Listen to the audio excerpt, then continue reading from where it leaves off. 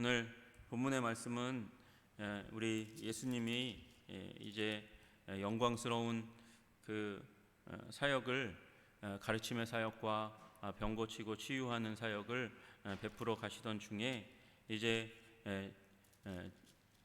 십자가와 부활을 향해서 가시는 그 상황들의 신지에 해당하는 그 경첩에 해당하는 그 전환점에 있는 17장의 말씀 가운데 있는 내용들입니다. 예수님이 이 죽으심의 사건을 한번 예언하여 주셨잖아요. 말씀하셨잖아요. 그리고 오늘 두 번째 말씀하십니다. 갈릴리에 모일 때에 예수님께서 말씀하시는 내용입니다. 예수께서 제자들에게 이르시되 인자가 장차 사람들의 손에 넘겨져 죽임을 당하고 제3일에 살아나리라 하시니 제자들이 매우 근심했다, 이렇게 되어 있습니다. 왜 근심할까요? 반만 들어서 그래요. 왜 근심할까요? 다 듣지 못해서 그래요. 왜 근심할까요? 예수님의 말씀을 허투루 들어서 그래요. 인자가 장차 사람들의 손에 넘겨져 죽임을 당하고, 죽임을 당한다, 끝이죠. 죽임을 당하면 인간에게는 끝입니다. 우리 모든 사람도 죽음을 맞이하면 그냥 끝나는 겁니다. 그 이상이 없다고 생각하는 거예요. 그런데 예수님은 그 다음에 분명히 말씀하셨거든요. 제3일에 살아나리라. 제3일에 살아난다는 말은 마음에 두지 않는 거예요. 머리에 두지 않는 거예요. 아니, 둘 수 없는 거죠. 상상할 수 없는 거니까.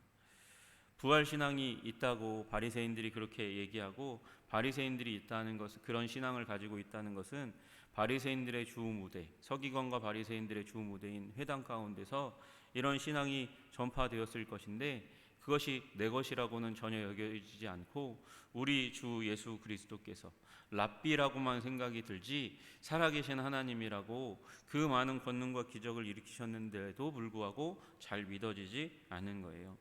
여러분, 인자는 다니엘서에 예언된 말씀입니다. 여러분, 고난받는 종, 그건 이제 이사야서의 중심에 이제 말씀하시는 내용이고, 4번에 걸쳐서 이렇게 선언되는 선언이고, 인자는 다니엘서에 나타난 예언이거든요.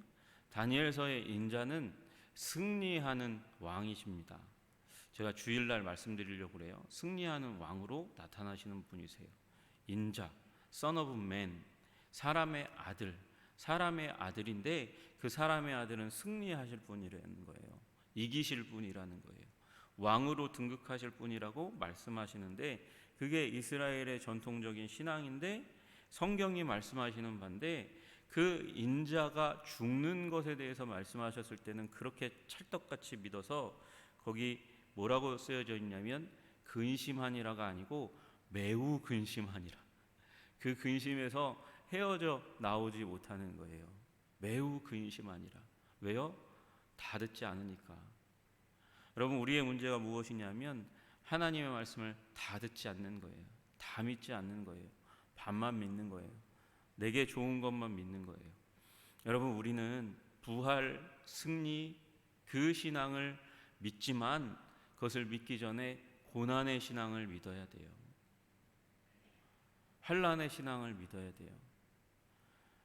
여러분, 우리 인생에 No cross, no crown, 십자가 없으면 왕관이 없는 거예요. 면류관이 없는 거예요. No pain, no gain. 고통이 없으면 얻는 것이 없는 거예요. 울며 씨를 뿌리러 나가지 않으면 기쁨으로 그 단을 거두어 돌아오게 되는 일이 없는 것이죠. 여러분, 예수님의 십자가가 있습니다. 고난이 있습니다. 그 앞에 예수님의 고통의 시간, 심적인 고통의 시간이 있습니다. 그래서 예수님이 겟세마네에서 기도하실 때에 누가만큼은, 이 의사였던 누가만큼은 예수님이 기도하실 때에 땀만 흘린 게 아니라 땀과 더불어서 피를 흘리셨다고 말씀하세요. 이게 무슨 기도할 때 무슨 땀과 더불어서 피를 흘리냐. 의사였던 누가는 그걸 썼다니까요. 여러분, 지금 현대의학에도 이런 일이 종종 발견됩니다. 심적인 고통이 너무나 심하면 땀샘에 있는 모세혈관이 파열되면서 피가 땀과 함께 섞여서 나오는 일이 일어나는 거예요. 사람들은 이 말을 잘 믿지 못했지만 이 일이 가끔 일어나는 일인 거예요.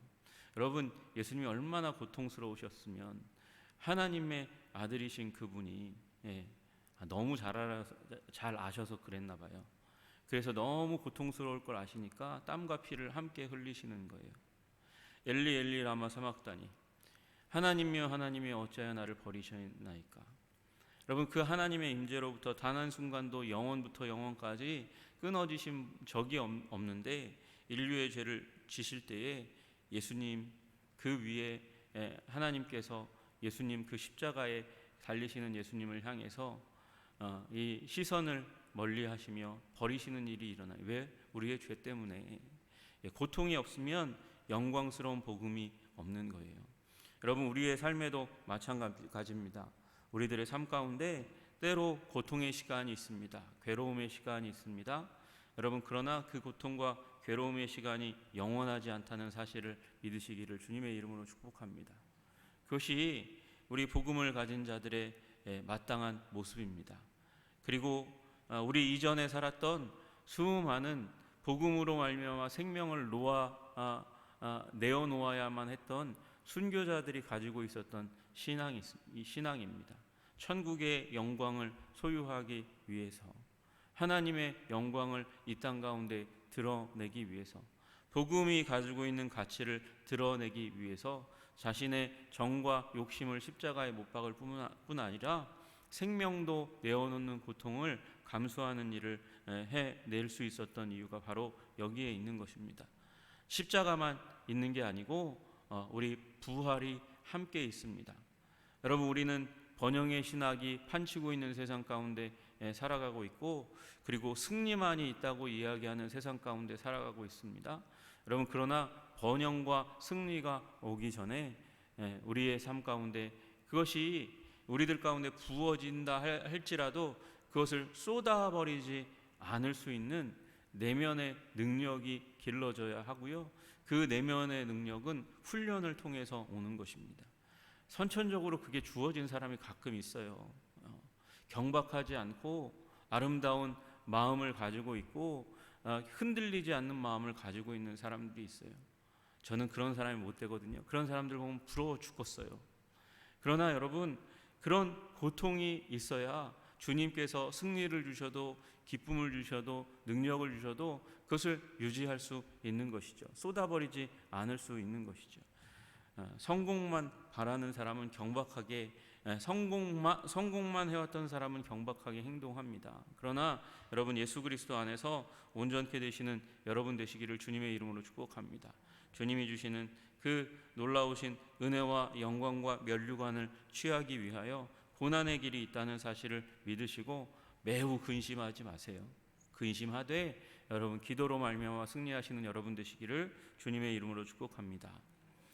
또 24절부터 나와 있는 내용이 예수님이 가버나움에 갔는데 반세계를 받는 자들, 그러니까 성전세를 받는 자들이 돌아다니면서 이제 베드로에게 시비를 거는 장면이 나옵니다. 베드로에게 나와 이르되 너의 선생은 반세계를 내지 아니하느냐 이렇게 외칩니다. 그러니까 베드로가 자존심이 상하는 거죠. 야, 니는 뭐 하나님의 이 사역을 하는 그런 권능 있는 사역을 하는데도 불구하고 너희 스승은 너는 반세계를 안 내냐? 반세겔이 그 당시에 이제 성전세로 이제 내야 되는 그런 물질입니다. 이게 모세의 율법입니다. 출애굽기 30장 13절에서 14절에 보면 이런 말씀이 나와 있습니다. 무릇 계수 중에 드는 자마다 성소의 세겔로 반세겔을 낼지니 한 세겔은 20게라라. 그 반세겔을 여호와께 드릴지며 계수 중에 드는 모든 자 곧 20살 이상 된 자가 여호와께 드리되 이렇게 되어 있습니다. 그러니까 20살 이상 된 사람들은 다 반세겔을 내야 되고 그 반세겔을 성전에 들어갈 때 내는 것이 아니고 이 자기의 거주지, 여기 가버나움이잖아요. 성전에 가든 안 가든 상관없이 내야 되는 거예요. 그래서 성전세를 내야 되는데 예수님은 왜 안 내냐? 예수는 너의 스승은 왜 안 내냐? 너는 왜 안 내냐? 그러면서 이제 시비를 거는 거예요. 그랬더니 베드로가 성격이 급하잖아요. 그래서 말을 토해냅니다. 이르되 내신다 하고 집에 들어가서 갔어요. 그랬더니 베드로가 이 문제를 먼저 얘기한 게 아니고 예수님이 먼저 말씀하십니다. 예수께서 먼저 이르시되 시몬아 내 생각은 어떠하냐? 세상 임금들이 누구에게 관세와 국세를 받느냐?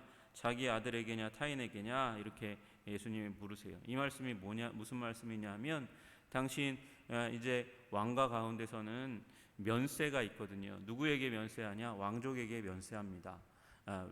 외국에서 무엇을 가지고 와서 이제 관세를 때려야 되잖아요. 관세도 면제받고 그 나라 안에서 이제 내야 되는 세금도 분봉왕 헤롯의 그 시대 가운데 왕족에게는 부과하지 않는 거예요. 면세가 굉장히 큰 특권이잖아요. 그래서 사람들이 그렇게 비행기 타고 오고 갈 때마다 면세품에 그렇게 목을 매는 거 아닙니까? 면세가 되는 것만큼 이제 이익을 얻는다고 생각하니까. 그래서 면세되는 것이 어마어마한 특권이잖아요. 그래서 임금들이 자기의 친족들에게는, 남들에게는 부과할지 몰라도 친족들에게는, 왕가에 속한 사람들에게는 면세의 혜택을 준단 말이에요. 자기에게 자기의 은혜 가운데 깊이 있는 사람들에게, 가까운 사람들에게 그런 혜택을 준단 말이죠. 예수님께서 그것을 묻는 거예요. 세상 임금들이 누구에게 관세와 국세를 받냐? 자기 아들에게냐 타인에게냐? 왕족에게는 받지 않는 거 아니냐? 그 물음을 하시니까 이제 베드로가 당연히 타인에게 세를 받습니다. 관세와 국세를 받습니다. 예수님께서 말씀하시는 거예요. 그러면 아들들은 세를 면하리라. 여러분 여기 아들들이라고 나와 있잖아요. 아들들. 그러니까 지금 예수님은 자기는 하나님의 아들이라고 지금까지 주장해 왔고, 그럼 아들들이니까 예수 그리스도로 더불어서 하나님의 자녀가 된 사람들, 영접하는 자 곧 그 이름을 믿는 자들에게는 하나님의 자녀가 되는 권세를 주셨잖아요. 우리가 그 권세를 가지고 있는 줄로 믿으시기를 주님의 이름으로 축복합니다. 지금 예수님은 베드로에게 너도 하나님의 아들에 속한다고 말씀하시려고 이 말씀을 하시고 계신 거예요. 그래서 아들들은 세를 면하리라 그렇게 말씀하시면서, 그러나 우리가 그들이 실족하지 않게 하기 위하여, 그러니까 베드로와 예수님이 나는 하나님의 아들들이니까 너네들은 하나님의 아들들이 아니니까 니네들은 낼지 몰라도, 달라고 할지 몰라도 우리는 안 낸다 라고 말하면 그들이 실족하는 일이 일어나니까. 왜 실족합니까? 하나님의 종이라고 얘기하면서 야 성전세를 안 내냐, 그거 얼마나 된다고 그러면서 비난하고 욕하고 조롱하고 저주하는 일이 일어날 거니까. 그래서 예수님께서 그들이 실족하도록 하지 않기 위해서 대책을 마련합니다. 면세는 면세가 돼야 되는데, 그러나 내기는 내야 되는 이 상황 가운데서 예수님이 말씀하시는 바는 베드로가 어부니까 가서 물고기를 잡으면 물고기의 입속에, 제일 먼저 떠오르는 그 물고기의 입속에 한 세겔, 두 사람 몫의 성전세가 나올 거니까 그걸 갖다 내면 된다, 이렇게 말씀하시는 거예요. 아마도 여기 나머지 제자들은 성전세를 냈을 거예요. 그러니까 두 사람, 베드로와 예수님이 남아있는 상황 가운데 예수님께서 한 세겔을 하나님께서 물고기 입속에 넣어주셨고 그것을 갖다가 내면 된다, 하나님이 너와 나를 위해서 주시리라, 이렇게 말씀하시는 것이죠. 여러분 우리는 이 땅 가운데 살아가면서 디드면서 사회적인 체계 속에 살아갈 수밖에 없는 사람들입니다.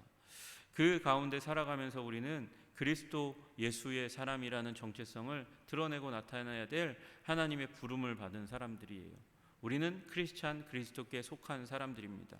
그리스도를 닮아가는 사람, 그리스도의 제자입니다. 우리는 예배하면서 기도하면서 우리 함께, 기도는 우리 하나님께 드리는 대화잖아요. 하나님께 드리는 그 대화를 통해서 우리는 하나님을 닮아갑니다. 예배한다는 것은 하나님의 성품에 참여한다는 것이거든요. 그분의 성품을 우리가 분여받는 거예요. 그 예배 드릴 때 하나님의 성품이 내 안에 흘러 들어오는 일이 일어나게 됩니다.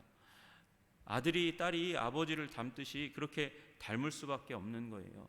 예배하면 예배의 대상을 닮는 것이 법칙입니다. 그래서 하나님을 닮아가는 사람이 되는데, 하나님의 영광스러운 성품을 받는 사람들인데, 그런데 그로 말미암아서 나는 세상에 속한 사람들이 아니야. 나는 이 세금 낼 수 없어. 나는 하나님이 무기를 싫어한다고 말씀하시고 전쟁을 싫어하신다고 말씀하시니까 나는 전쟁에 안 간다? 안 가. 누가 그래요? 여중이 그러잖아요. 그러면 어떻게 됩니까? 세상 사람들은 저 의무를 다하지 않는 자들, 여러분, 국가가 국방의 의무를 다하지 못하면, 그러면 나라 안에 있는 사람들이 그 전쟁으로 말미암아 모든 피해 다 받게 되는 일이 일어나는 거예요. 그래서 이스라엘 민족도 칼을 들고 창을 듭니다. 느헤미야도 기구를 두 개를 들었어요. 하나는 건축을 위한 무기를 들었고, 또 하나는 전쟁과 보호를 위한 무기를 드는 거예요. 도구를 드는 거예요. 여러분, 그것이 전쟁이 비참한 것이지만 전쟁으로 말미암아 지는 것은 더욱더 비참한 일이기 때문에, 그래서 군역에 충성을 하는 것이죠. 세금을 내야 나라와 민족을 위한 이 공동의 자금들이 만들어지고, 그것을 통해서 국방의 문제도, 사회적인 문제도, 이 땅의 가난한 사람들의 문제도 해결하며 가기 때문에, 그래서 세금을 걷는 거거든요. 나는 이 땅에 속하지 않았어. 나는 하나님께 속한 사람이야. 나는 세금 안 낸다. 나는 군역의 의무를 다하지 않는다. 나는 먼저 하나님께 충성하니까. 그러면 세상 사람들이 저 이상한 사람들, 저 별종들 시험에 들어서 예수 그리스도, 그들이 믿고 있는, 우리들이 믿고 있는 예수님도 조롱하고 멸시하고, 그리고 이상한 사람들로 취급하는 일이 일어나는 거죠. 여러분, 우리가 생명처럼 여기는 일이 있다면 그것은 지켜내야 해요. 신앙의 고백과 관련되어 있는 일이 있다면 그것은 지켜내야 돼요. 그런데 물질과 관련되어 있는 것은 오해를 받기 십상이죠.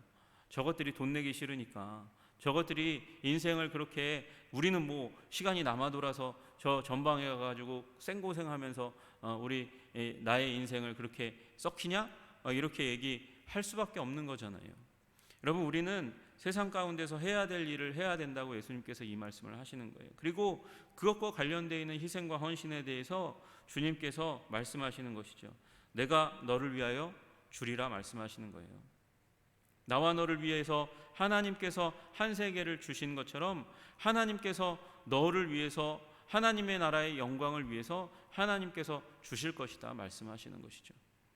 여러분, 주님께서 우리가 헌신하면, 이 말씀은 우리가 헌신하면, 주님께 드리면, 그리고 선교를 위해서 우리의 존재를 바치면, 그것이 낭비가 아니라 주님께서 주시는 공급의 놀라운 경험들로 주님께서 대전환해 주실 것을 말씀하시는 줄로 믿으시기를 축복합니다. 여러분, 그래서 세상 가운데 손해 보시면 손해 본 만큼 주님께서 갚아주실 줄로 믿으시기를 바랍니다. 여러분, 주님 그 영광을 위해서 하나님 앞에 헌신하고, 그래서 주님께 영광 받고, 주님이 영광 받으시고 나도 그 영광의 통로로 쓰임 받으시는 여러분 되시기를 주님의 이름으로 축복합니다. 세상이 얼마나 오해하는지 몰라요. 제가 총회본부에 있을 때 이렇게 식사를 다 식당에 가서 이렇게 할 때, 식당에 가서 이렇게 식사를 하는데, 우리 본부 직원이 이렇게 앉아가지고 밥을 먹는데 옆에 이제 뭐 어떤 분들이 식사를 하더라고요. 식사를 하는데 거기서 하는 얘기를 유심히 들어보니까 무슨 얘기하냐 보니까 교회에 목사님들은 좋겠대요. 왜 좋나 뭐 이렇게 들어봤더니 주일날 들어오는 헌금을 목사님이 다 가져가는 줄 알고 있어요. 그 돈이 얼마냐고, 얼마나 많은 돈이 나오겠냐고, 그 돈 다 가지 않겠냐고. 모르는 사람이니까 제가 얘기해주고 싶은데 얘기를 못 하겠더라고요. 그 좀 많은 사람들이 있는데 그 중에서 교회 다니는 사람이 없나? 교회 다니는 사람이 그거 다 목사님 거 아니야. 교회 공재정으로 나가고 그걸 위해서 선교도 하고 구제도 하고 교회 운영도 하는 거야. 그렇게 얘기해주면 참 좋은데 한 사람이 그렇게 없어요. 세상에 얼마나 많은 교회를 향해서, 예수님의 그 사역을 향해서 오해가 많은지 모르겠어요. 여러분, 그 가운데서 여러분이 할 일은 하시기를 주님의 이름으로 축복합니다. 얌체 같은 그리스도인을 통해서 주님께 돌아오는 일이 없어요. 넉넉하고 희생하고 헌신하는 저런 사람이 없다고 사람들이 믿어질 때 그를 통해서 예수님께 오는 일이 일어나는 것이죠. 여러분, 그때에 하나님께서 우리가 드린 것, 우리가 쓴 것, 우리가 희생한 시간과 물질에 대해서 주님께서 갚아주실 줄로 믿으시기를 주님의 이름으로 축복합니다. 하나님의 자녀니까 하나님의 자녀답게 권능 있게 살아가시는 여러분 되시기를 주님의 이름으로 축복합니다. 기도하겠습니다. 존귀와 영광과 찬양을 받으시기에 합당하신 주님, 주님의 말씀을 바로 듣는 자들이 되게 하여 주시옵소서. 반토막만 내고 죽음에 속한 말 또는 부활에 속한 말, 생명에 속한 말, 그 중에 하나만 취사 선택하는 자들이 아니라 하나님, 고난과 영광을 함께 받아들이고 하나님, 고난을 무서워하지 않은 그리스도인이 되게 하여 주시옵소서. 그때의 고난 가운데 주님께서 영광으로 갚아주시는 그 하나님의 놀라운 권능과 은총을 받아 누릴 수 있는 하나님의 백성들이 되게 하여 주시옵소서. 세상 가운데 살아가면서 손해볼 때가 많이 있습니다. 희생해야만 할 때가 너무나 많습니다. 때로는 억울하고 마음이 상합니다. 그러나 주님께서 우리의 모든 희생과 헌신을 갚아주시고 하나님 보호하시고 인도하시고 오히려 영광으로 채워주실 것을 우리가 바라보며 나아가는 자들이 되게 하여 주시옵소서. 주님은 우리가 아버지 주님의 뜻을 행할 수 있도록 공급하여 주시옵소서. 우리는 희생하고 헌신하겠습니다. 아버지, 그렇게 억울한 마음이 들 때에도 주님께서 함께하여 주시고 마음의 생각과 아픔들을 아버지 주님께서 기쁨으로 영광으로 채워 주시옵소서. 오늘도 그렇게 주님과 동행해 나가는 주님의 제자들, 하나님의 성품을 받아 누리는 자들이 되게 해주시기를 간절히 소원하며 우리 주 예수 그리스도 이름 받들어 기도드리옵나이다. 아멘.